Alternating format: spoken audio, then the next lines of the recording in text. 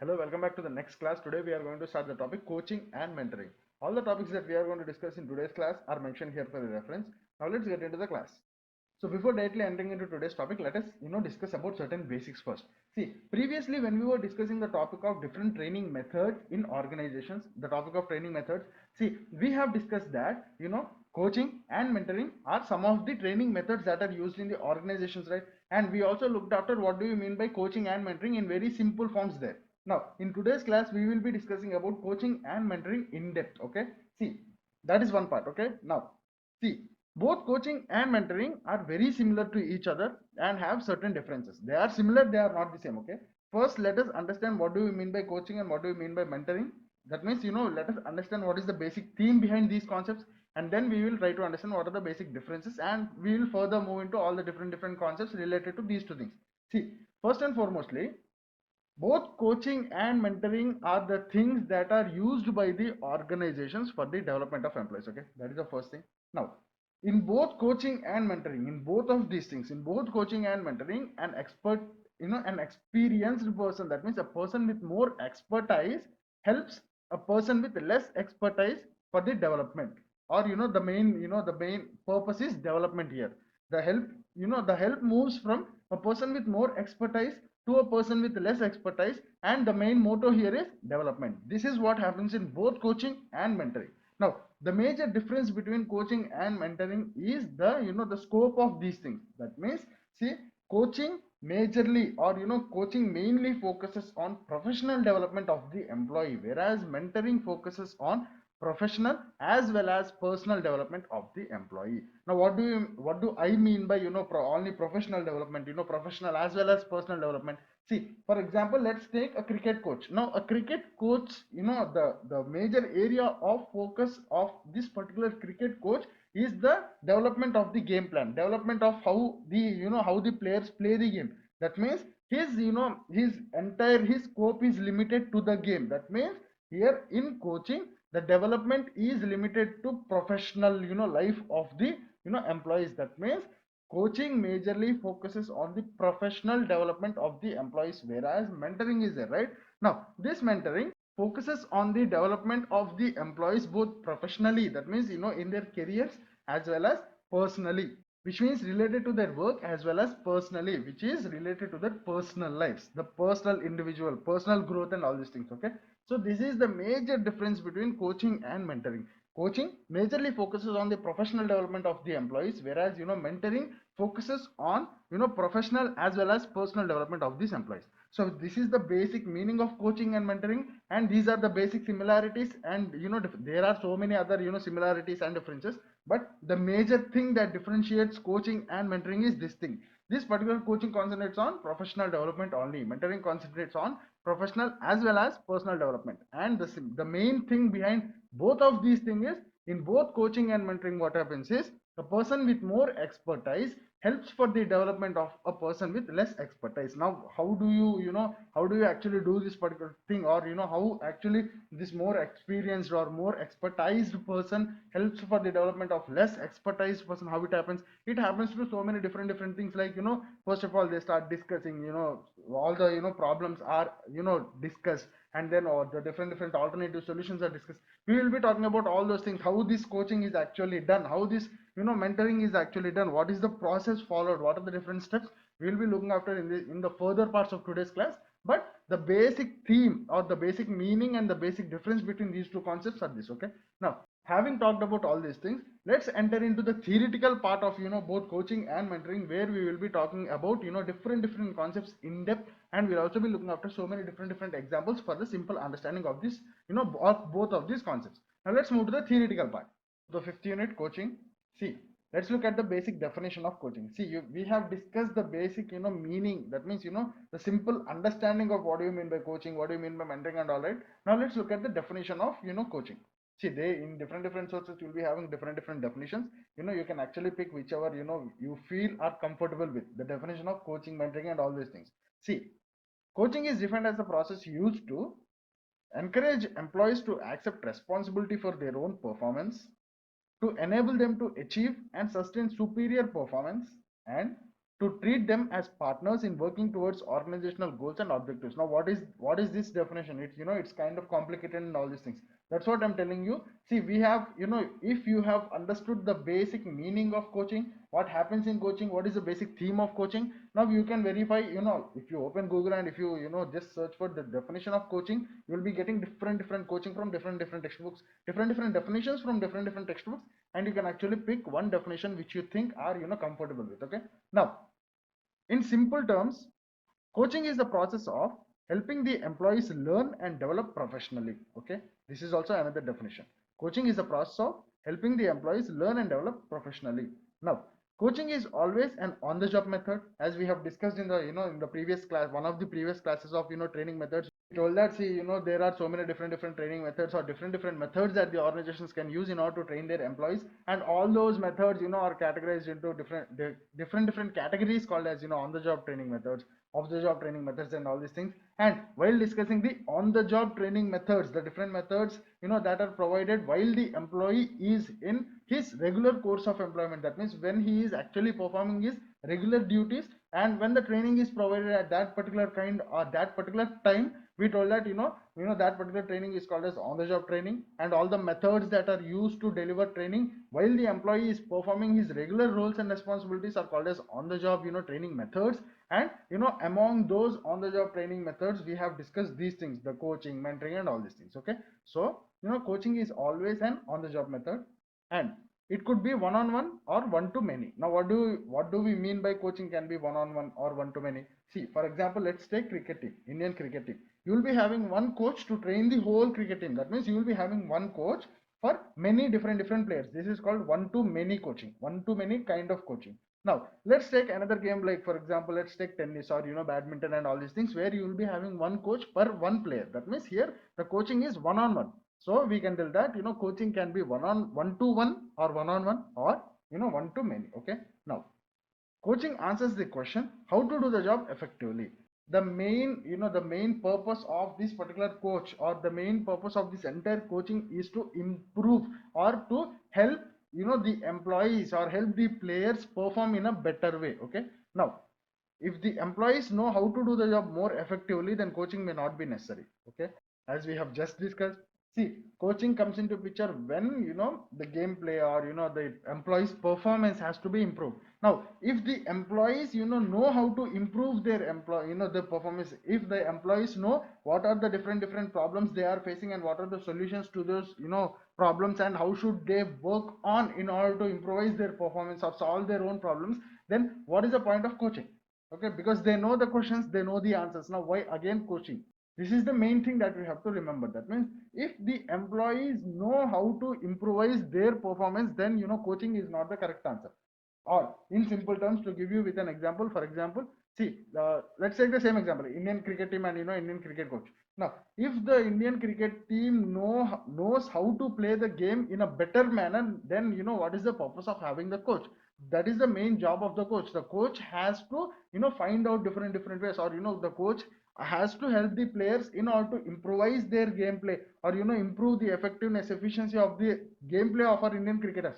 Now if the cricketers only know all these things, now what is the point of having the coach? Okay, so that is what we are basically telling with this point. That is, if the employees know how to do the job more effectively, then coaching may not be necessary. Okay, now communication and interpersonal skills are known as the backbone of coaching. We will be discussing more about this particular point later, but just to give you a simple idea, coach, see, basically coaching means you'll be having a coach, and the person who is about to receive or who is receiving the coaching. See, basically we call these people as coaches. Okay, that means people who are about to receive, or people who are basically receiving coaching, are generally termed as coaches. Now the main thing between these two things, the main important things are the communication and the interpersonal skills. See, no matter how good this particular coach is in providing the coaching, and no matter how efficient or how obedient this particular coachee is in order to in taking the training, now if the communication between these two people is poor, then that will have an impact on the entire coaching. So these particular things, like communication skills or interpersonal skills, are generally referred as the backbone of coaching. Not only coaching, for mentoring, for counseling, and all these things. Okay, now see, Let's move on to the next topic, which is the different types of coaching. Now, see the types of coaching. There are two types of coaching, internal and external. So based on the mode of providing this particular coaching, there are actually two types of coaching, that is internal coaching and external coaching. To give you a simple idea of internal coaching, external coaching, if the coach is brought from within the organization, that particular coaching is generally referred as internal coaching. Now if the coach is bought from the external environment from the organization, that means if the coach is brought from outside the organization and the coaching is provided, that kind of coaching is generally referred as external coaching. This is the simple and basic idea of internal coaching and external coaching, the different types of coaching. Now see, internal coaching, it is done within the organization where a manager or leader acts as a coach for their team. Okay, now the coach knows the coachee and has interest in the quality of decision making of the organization. That means whatever the decisions that the coachee, this particular coachee, the person who is receiving the coaching, whatever the decisions that he is taking, or how the way he performs, how the way he acts, has the impact on the organization, and this particular coach is there, right? He is directly related to that particular impact on the organization caused by the performance change in this particular coachee. Okay, now there is the second type of coaching, which is external coaching. Now the coach is not a part of the organization or the line management structure, but he is an expert in the field in which the coaching is being given. So in external coaching, what happens is they will basically bring a coach from the external environment, or basically they will bring a coach from outside the organization who is an expert in the area that we are basically thinking to provide the employee coaching in. Okay, now see, organizations hire professionals to impart the skills required. Okay, now the coach doesn't know the coachee and has no interest in the quality of the decision making of the organization. That means here this particular the organization brings a coach from the external environment, right? Now the person is there, right? That particular coach, now he comes with a motive, or he comes with the ideology telling that okay, my main purpose here is to improvise or improve the performance of this particular employee. That's it. Now he doesn't bother much about the kind of decisions, the quality of decisions this particular person, the coachee, is taking. His main thing is okay, I came here just to improvise, just to develop this particular employee in this point of view. I will develop and I will leave. That is my task, and once my task completes, I will go. Whereas in internal coaching, where the coach is the person who actually works in the organization, or who is actually the part of the organization, definitely also has different interests in the decisions that are being made, or the decisions that are being taken by the coachee. Okay, now this is also another difference between internal coaching and external coaching. That means the interest on the decisions taken by the coachee is the second difference. And what is the first difference? In internal coaching, coach is from the inside. The organizations assign someone from the inside. It may be a manager, it may be someone from the hierarchy, top line in or top positions of the hierarchy. Whereas in external coaching, the coach is brought from outside the organization. Okay, now these are the basic similarities and differences, and this is the main concept of the different types of coaching. Okay, based on the nature of the coaching provided, it is basically of two different types, internal, external.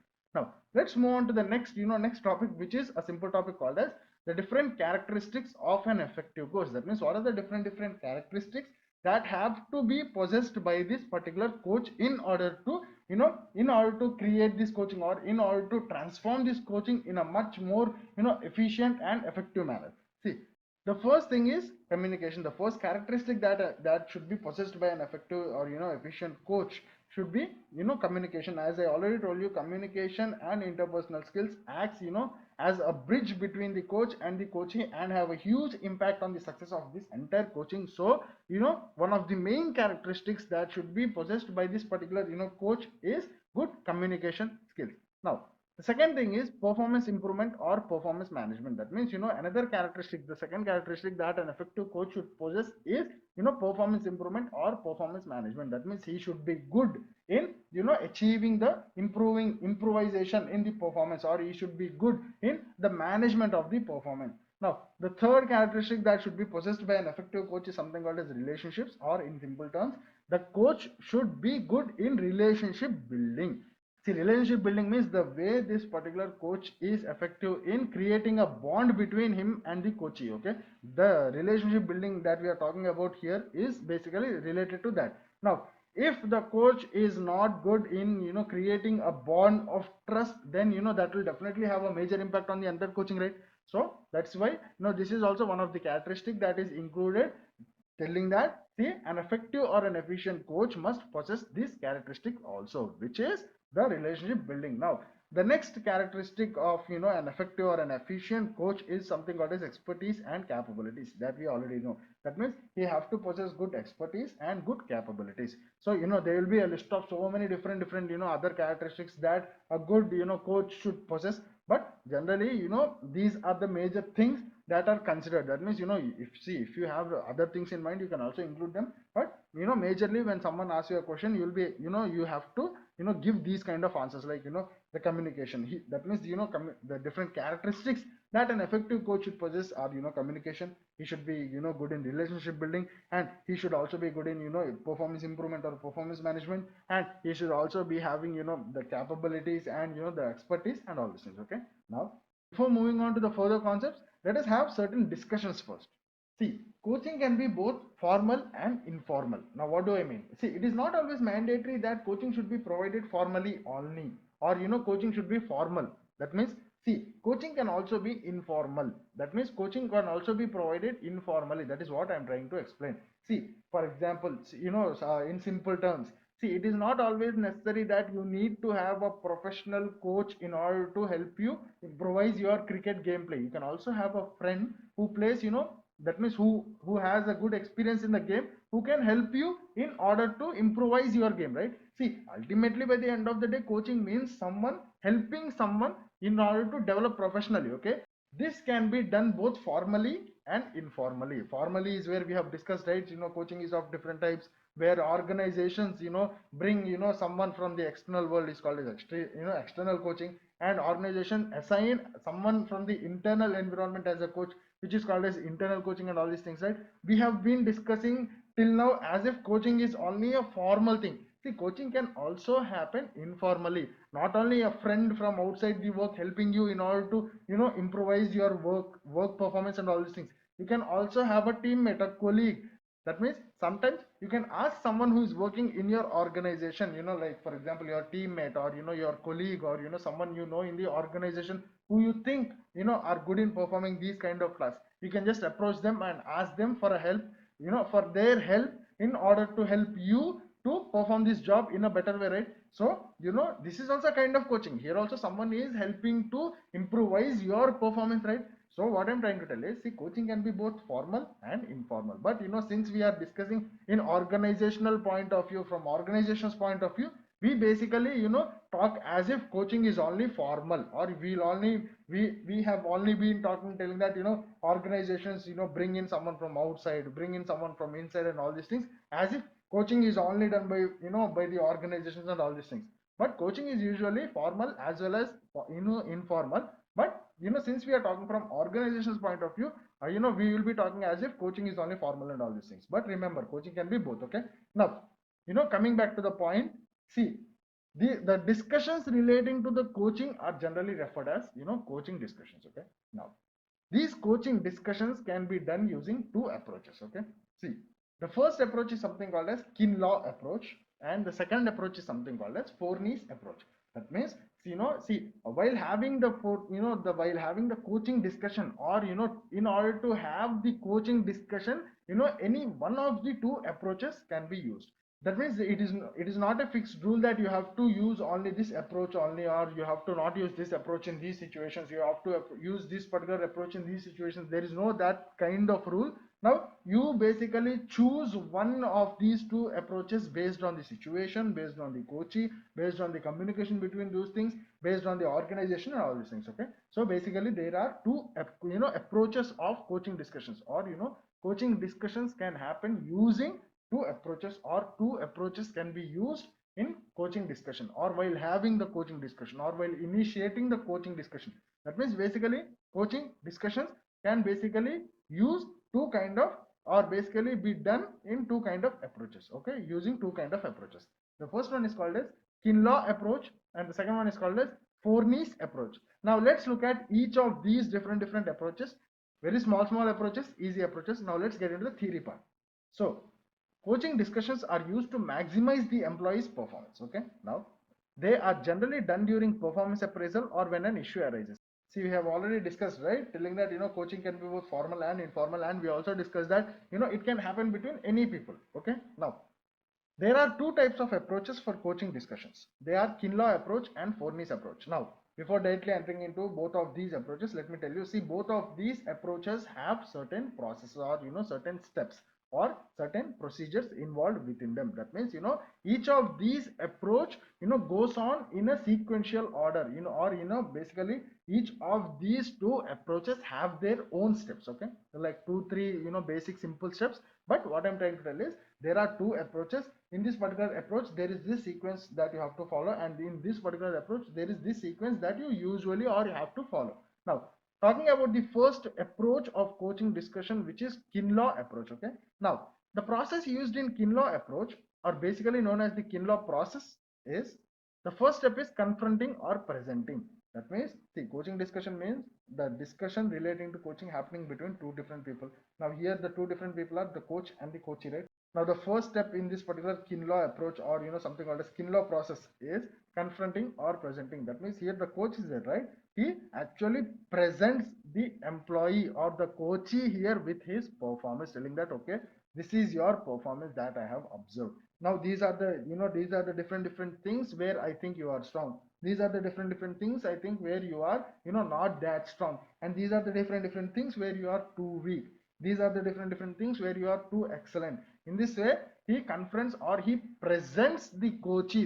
In the first step in this particular process, the coach confronts or presents the coachee all the things relating to performance. Okay, see, now there are certain things that that are usually followed in this particular step, like limiting negative emotion. That means, see, always remember there is a concept called as constructive criticism. That means even when you are giving criticism or even when you are criticizing the other people, now constructive criticism is where you take out positivity in that particular criticism. So always remember, now while in this particular, not only in this process, whenever you work in the organization, constructive criticism should be maintained. That means always try to criticize constructively. Okay, now see, while confronting or presenting, there are certain things that you have to keep in mind, like you have to limit negative emotion. That means even though his performance is not at all impressive, don't don't tell the things like your performance is the worst thing that I have ever seen.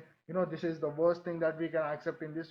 Limit negative emotions. Okay, now the second thing is identify performance needing improvement and establishing the goals to help the employee change. That means while confronting or presenting, you have to keep these things in mind. Okay, that means you have to keep this thing in mind, telling that, okay, I have to limit negative emotion, and I also have to give him all the different, or basically we also have to discuss relating to different performance relating issues and the areas of development and all these things. And based on that, we also have to discuss about, okay, since we are lacking in this particular area related to performance, we have to make sure that we improve. In this way, we also have to discuss certain goals. Okay, now the second step in this entire Kinlaw process is something called as reactions to develop info. That means in the first step, see, the coach is there, right? He has confronted or he has presented the coachee with the entire with his entire observation, with his entire analysis of the information, telling that, okay, this is your this is your performance, I have observed you're good in this, you're bad in this, or you have to improve in this particular thing. So we have to make sure that we attain this kind of performance. In this way, we in this way, the goals, the required achievable targets, or the targets that have to be achieved, all these things are presented by the coach to the coachee in the first step, right? Now in the second step of this particular process, what happens is the coachee reacts to the information that has been communicated by the coach. That means in the first step, the coach told whatever he analyzed. In the second step, the coachee is there, right, who has been listening all this time. He will respond telling that, okay, For example, the coach in the first step tell that, okay, in this particular area, you're not doing good. Now the coachee in the second step, while responding, he will be answering all the different things, and he'll also be addressing his own issues and all these things. For example, he may tell that, see, you told me that, or basically you analyzed and you communicated to me telling that, my performance is not good in that particular area, right? Now that is because this is the reason. In this way, in the first step of this Kinlaw process, the communication goes from coach to coachee, right? Now in the second step, the communication flows back from the coachee to coach. Okay, now see, I'm not telling that this is a one-way communication, this is a two-way communication, but just I'm telling you for your simple understanding, telling that the first step in the process is basically confrontation, or presenting the information, or basically the flow of main information from the coach and coachee. Whereas in the second step, what happens is the coachee responds to all the things that have been communicated by the coach. Okay, now while in the second step, there are also certain things that we have to remember in the second step, like at the employee disclosing concerns.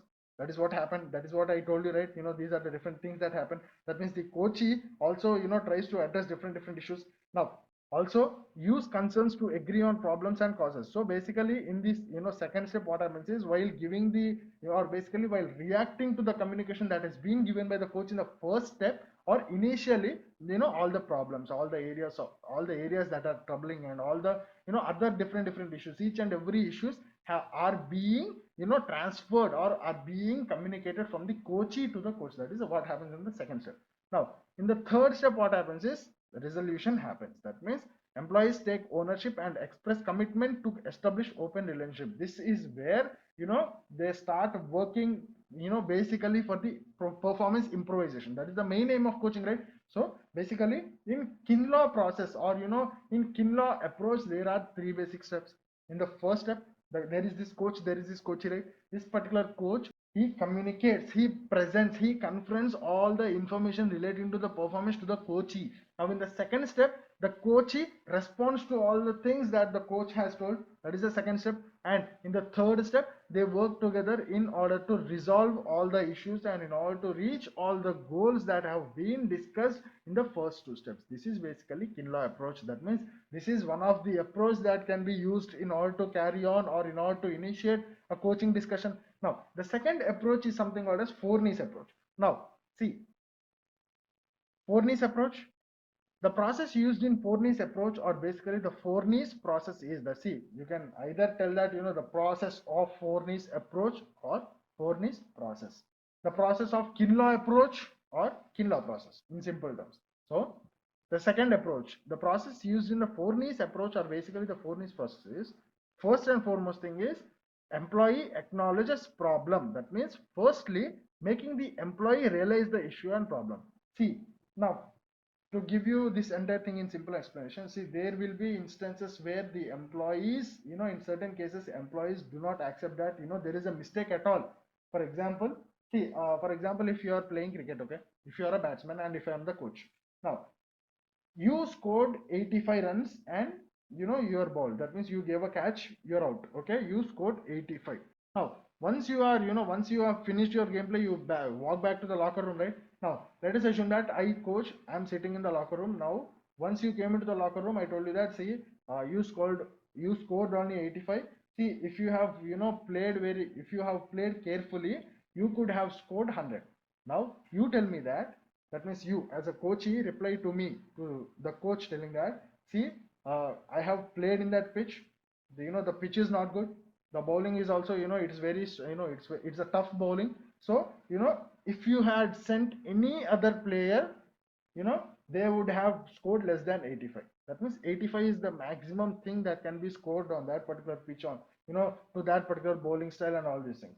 Now here the coach is telling that there is a there is a chance of improvisation in the performance. That means here I am telling that, okay, if you have played in this particular way, you could have scored more. But here you are denying. That means you are not at all you are not at all agreeing that there is a scope of improvisation, right? Now these kind of situations also arise in organizations, where there will be certain employees who will first of all deny that there is a problem. Okay, now in this particular approach, what we are telling is, see, the first and foremost thing is you make the employees agree that there is a problem. in most of the cases employee will agree telling that yes, my performance is not up to the standards and all these things. But there will be certain other instances where employees will there will also be employees, or there will also be instances where employees tell that no, we do not agree that our performance is low. We stand strong telling that yes, our performance is good. How can you tell that our performance is low? So basically, in any case, it may be the first case where the employee agrees telling that okay, there is a scope of improvement, or my performance is not up to the mark. Or in the second case where the employee does not agree, it doesn't matter. The first and foremost thing you do in this particular approach, is basically making the employee acknowledge that there is a scope of improvement, or there is a problem that exists. Okay, that is the first step. That is, employee acknowledges the problem. That is the first thing. The second thing is, or the second step in this particular four niche approach, or the second step of four niche process is discussing alternative solutions to the problem. Okay, in the first step you basically made the employee recognize the problem, okay, agree to the problem. In the second step, what you do is, once you came to know the problem, you both mutually discuss the alternative different solutions, telling that okay, what are the different things that we can do in order to deal with the problem and all these things. Now, mutually discuss all the available alternatives to the problem. Okay, that is what happens in the second step. Now, the third step is agree on actions to be taken to solve the problems. Okay, so basically in the first step, problem, we identify the problem and the employee acknowledge the problem. In the second step, we try to identify different alternative solutions in order to deal with the problem. Now the third step is agree on actions to be taken to solve the problem. That means out of all the alternatives that we have, that we have found out, we actually choose some of the different important alternatives, and we basically try to implement them. See, supervisor helps the employee to understand what should be done and what will happen, and agree on time to follow. They'll also prefix the time schedule, saying that okay, we have to work out these alternative solutions, or we have to implement these solutions, and we should have, or we should keep a time limit, telling that like 1 month or 3 months. That means after the completion of 1 month we'll check the results again, or after the completion of 3 months we have to completely improvise our performance and all these things. In this way they will fix the time schedules and all these things. Now the next thing is follow up to measure the results. Okay, see, in the first step, the coach makes the employee acknowledge the problem. In the second step, both of them mutually try to find out different alternative solutions. In the third step, among all the different alternative solutions that have been mutually discussed, solutions are shortlisted. Certain things are shortlisted, certain things are finalized, telling that okay, we have to implement these kind of things in order to deal with the problems that we have initially identified and all these things. And the next thing that happens is the coach follows up with the coachee, or both of them start following up with each other. Okay, now determine if the employee has been progressing towards the goal. Okay, and the last step in this particular four niche approach or four niche process is recognizing achievements when they occur. That means recognize the achievements when they occur. So recognize and motivate the employees to continue on their path towards improvement. So this is basically what happens in the four niche approach. So basically these are the two different approaches that are used in coaching discussions, or these are the two different approaches that can be used in order to initiate, or in order to carry on a coaching discussion between a coach and a coachee. Okay, we told that there are two different approaches that we can basically use. The first one is called as Kinlaw approach, and the second one is called as four niche approach. And we told that each of these approaches have their own procedures, or have their own sequential steps that have to be followed in order. And we have discussed those different processes of these two approaches. Now see, when coaching is completed, appraisal is done both for the coach and the coachee. This is another important thing that you can actually expect in objective kind of examinations. See, once training is completed, we will be having appraisals, right? That means we will be basically monitoring the effectiveness of the training that we have provided, right? Similarly, once this entire coaching is completed, we will basically analyze the performance of both the coach as well as the coachee. That means we will basically appraise, or we will basically do the appraisal for both the coach and the coachee. That means in terms or related to the coachee, we will be seeing that okay, initially he had a problem, so we decided to provide him coaching. Now did the problem solve, or did his performance improve in a way that it has to. Okay, that is from coachee point of view. In terms of coach, we have to we have to give appraisal, or we have to appraise this particular, we have to appraise this particular coach, telling that okay, this was his responsibility, this was his roles and responsibilities, this was his duties. Now did he fulfill his roles and responsibilities? Now did he help to improvise or improve the performance of this particular coachee? In this way, once the coaching, this entire coaching is completed, but it has to be given to both the coach as well as the coachee. Okay, now coaching is linked to reward systems basically. Okay, and what if coaching fails? This is the ultimate question. Now for example, you have identified, someone's performance is, has to be improvised. So you as an organizational head, or you as the top management, or you as the responsible person in the management, assigned a coach, from it may be either from internal environment or external environment. So basically you have decided to coach this particular person. Now what if even after coaching is provided, performance has not been improved? What will you do then? See, what if coaching fails? The employee is either transferred to a suitable department or a different position, or terminated if the same situation persists continuously. Okay, see, the organization will put in effort up to or until a certain extent. Now even after, different efforts put in by the organization in order to improvise the performance of the employee, by be either by providing coaching or, any other different method, by using different methods. Now even though if the, the performance of the employee is not, not, changing, that means not improvising or not improving, then the organization, the ultimate step the organization takes is termination. Okay, but apart from the ultimate step, there are different things like, transferring the employee to a suitable job where the skill set of this particular employee can be used, and all these things. Okay, so these are the different things that happen if coaching fails.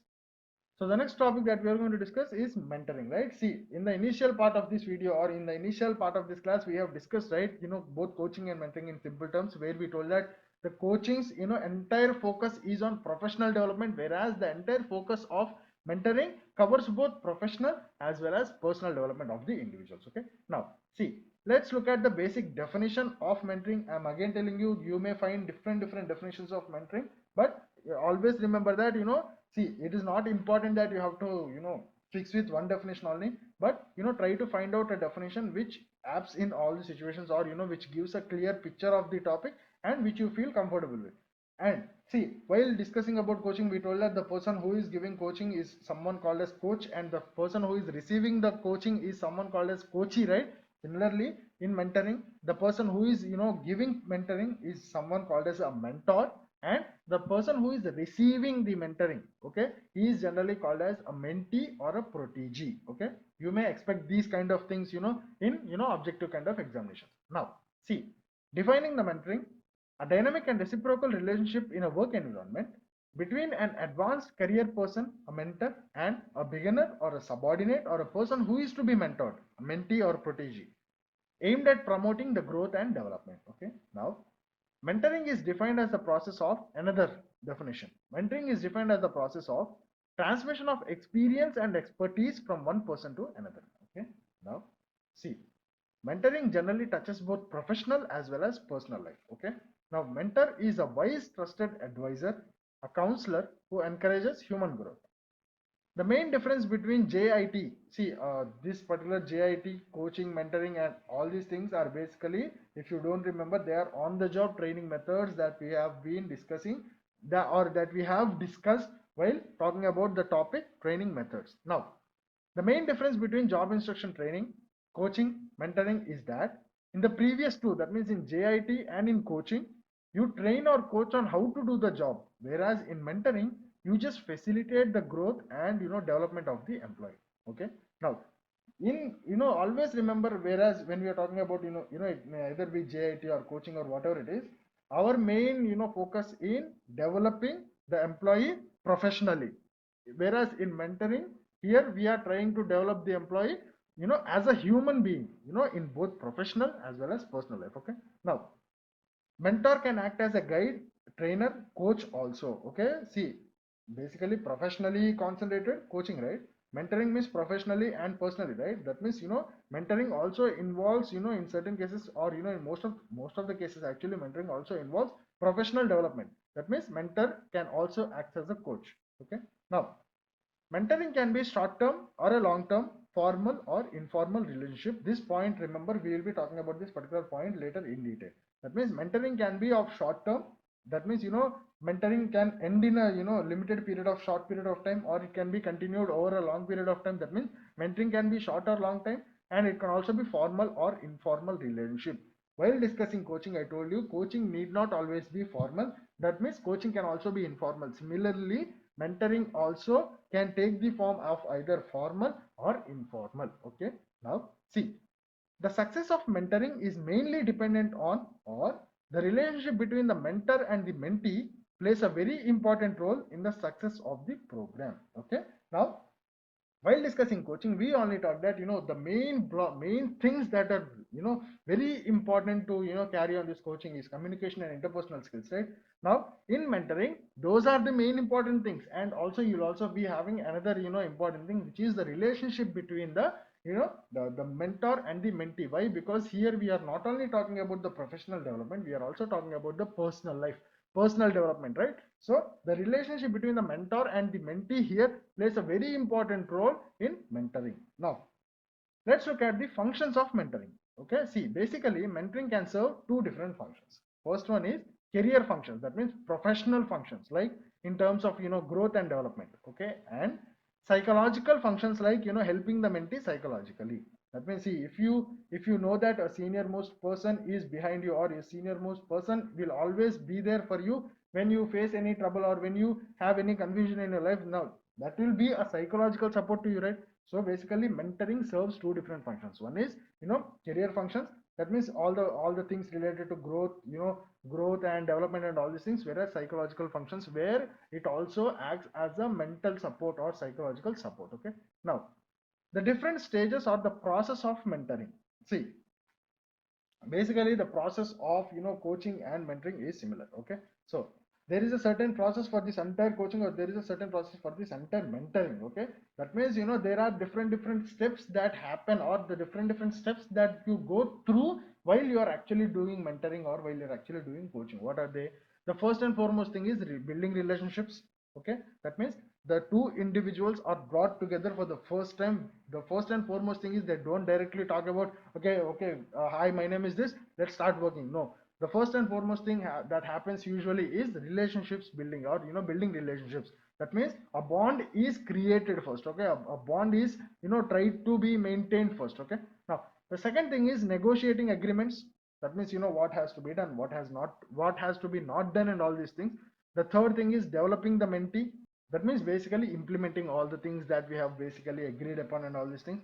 And the last thing is ending the relationship. Okay, this is usually the process of, both the coaching and mentoring. Okay, that means first of all, the first stage that, both of the individuals enter is, relationship building, or, the first thing that happens is, relationships are built. Second thing is, that is negotiating agreements. That means all the information is exchanged relating to, that means they actually get into the work, they actually get into the main purpose for which they came together, and all these things. Third thing is the developing, the, the development part, where, all the things are implemented, monitored, and all these things. The fourth one is ending the relationship. Okay, these are basically the stages, or this is basically the process of mentoring, and the process of coaching is also, very similar to this. Okay, now in one of the previous lines I told you, right, remember this particular point which told, mentoring can be formal or informal, short term and long term. We will be discussing about that later, right? Now let's discuss about that particular point in detail. See, types of mentoring, or types of relationships between the mentor and mentee. Okay, this is, you don't have to remember the name of the, name the, the name of the entire concept, and you don't have to stress too much, because this is just a general point. Okay, see, basically mentoring can be of two types. Okay, in, while discussing coaching, we have discussed that coaching can be of two types, basically internal, external. That is based on the nature. Here, based on the relationships, mentoring is usually of two types. First one is called as formal. Formal is also called as structured mentoring, and the second type of, mentoring is called as informal mentoring or unstructured mentoring. Okay, now what is the difference between formal mentoring and informal mentoring? Formal mentoring is where the organization chooses the mentor to the mentee. Informal mentoring is where the mentee, that means the employee himself, approaches someone, in the organization, and, asks them, telling that, okay, I it would be better if you would be the mentor to me, or, I want to, I want to be mentee to a great person like you or an experienced person like you. In this way, the mentee chooses the mentor. This is informal or unstructured mentoring. That is the basic difference between formal and informal mentoring. See, informal mentoring, here the mentor is selected by the organization. That is, the initiative is taken by the organization. That is formal or structured mentoring. Informal or unstructured mentoring is where here the mentor is selected by the mentee. That is, the initiative is taken by the mentee. Okay, so this is the basic difference between formal and informal. Now, both formal, or informal can be of either short term or long term. Short term, long term. Okay. Now you cannot specify what is, what is the time limit of short term. You cannot specify what is the time limit of long term. That means you cannot tell that, if everything is, above 5 years, that is called as long term. If everything is below 5 years, you can call it as short term. You cannot actually specify that, because that varies from organization to organization. That is organization's choice, entire organization choice. Okay. So basically you have to remember that, based on the type of relationships in mentoring is usually of two types. One is formal, another one is informal. Formal is also called as structured, informal is also called as unstructured. The base, what is the basic difference between formal and informal? Here, in formal, organization chooses the mentor. In informal, the mentee only chooses the mentor for himself. Okay, that means here the initiative is taken by the organization. Here the initiative is taken by the employee. Now both of them can be either short term, long term, short term, long term. Okay, this is the basic thing, the types of mentoring.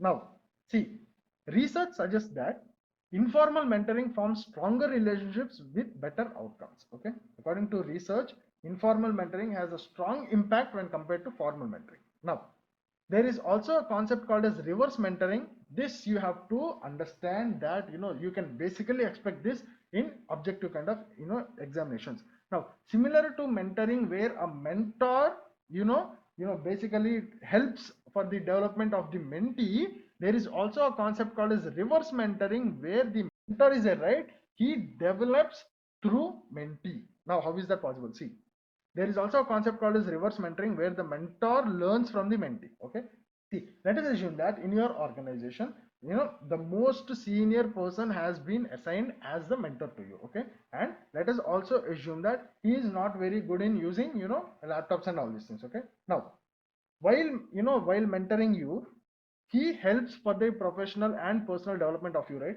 Now similarly, there is this concept of, reverse mentoring, where in meanwhile, or in the process of, mentoring you, he learns from you on how to use different laptops, or how to basically use different functions in the laptops and all these things. Here, learning is happening here also, right, in the reverse direction, right? This is basically a concept called as reverse mentoring, where the mentor learns from the mentee. Okay, so this is another concept that you have to remember, which, you can basically expect in objective kind of examinations or in interviews especially.